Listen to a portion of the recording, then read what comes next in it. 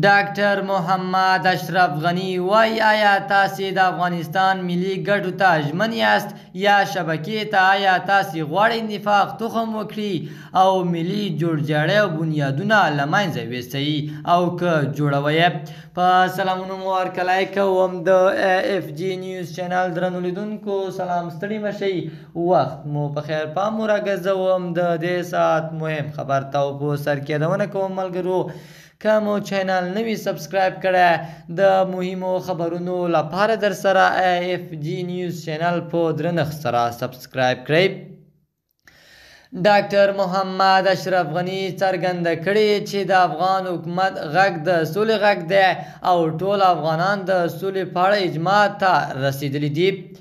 ولسمشر محمد اشرف غني ټینګار کړی چې حکومت د بدلون لپاره روښانه اراده پروګرامونه لري او د افغان حکومت نیت د ارزښتونو خوندي کول تلپاتې سوله راوستل او په هیواد کې نظم ټینګول دي غني خلکو ته ډاډ ورکړ چې د حکومت کاري پلان چمتو دی او تاسې به ډیر ژر بدلونه وګورئ